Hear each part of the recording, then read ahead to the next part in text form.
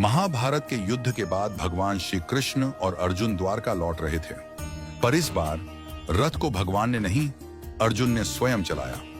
द्वारका पहुंचते पहुंचते अर्जुन अत्यंत थक चुके थे। अर्जुन अतिथि गृह में चले गए और गहरी निद्रा में लीन हो गए। शाम का समय हुआ, रसोई में सुगंधित व्यंजन परोसे जा चुके थे।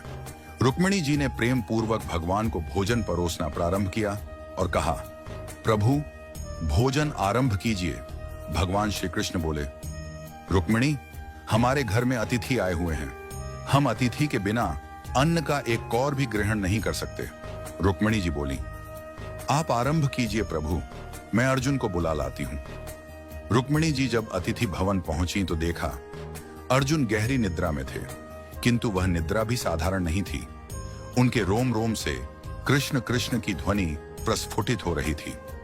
उनके पूरे शरीर से ऐसा प्रतीत हो रहा था मानो हर कोशिका भगवान का नाम जप रही हो। रुक्मिणी जी उन्हें जगाना भूल गईं। उनके नेत्र नम हो गए।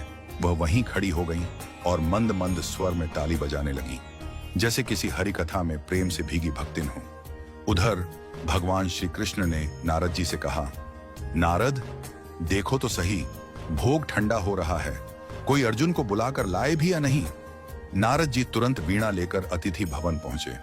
उन्होंने वहां का दृश्य देखा तो स्तब्ध रह गए। अर्जुन का रोम रोम कीर्तन कर रहा था, रुक्मिणी जी ताली बजा रही थी। नारद जी को दिव्य प्रेम का साक्षात्कार हुआ। वे भी अर्जुन को जगाना भूल गए और वहीं बैठकर अपनी वीणा पर गोविंद गोविंद का मधुर कीर्तन करने लगे। अब उधर सत्यभामा जी ने प्रभु से कहा, प्रभु भोग ठंडा हो रहा है, आप तो भोजन प्रारंभ करिए। भगवान बोले, हम अतिथि के बिना अन्न ग्रहण नहीं करते, अब तुम ही जाकर देखो क्या हो रहा है। सत्यभामा जी वहां पहुंची और वहां का दृश्य देखकर मोहित हो गईं। एक ओर अर्जुन का निष्कलंक भक्ति रस, दूसरी ओर रुक्मिणी जी की तालियां, तीसरी ओर नारद की वीणा, तो सत्यभामा जी भी नृत्य करने लगी। उनका मन उस भाव में इतना डूब गया कि वह भी अर्जुन को जगाना भूल गई। उधर भगवान बोले, सब कहते हैं भोग ठंडा हो रहा है, पर कोई हमें बुलाने वाला नहीं।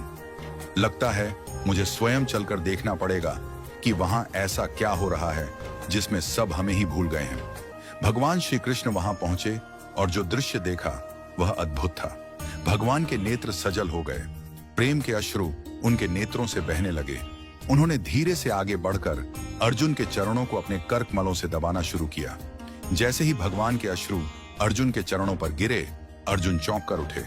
वो बोले, प्रभु यह आप क्या कर रहे हैं? आप मेरे चरण दबा रहे हैं। भगवान ने मुस्कुराकर कहा, अर्जुन तुमने मुझे अपने रोम रोम में बसा लिया है, तुम्हारा हर कण मेरा नाम जपता है। जो मुझे इतना प्रेम करता है वह मेरे लिए सबसे प्रिय होता है।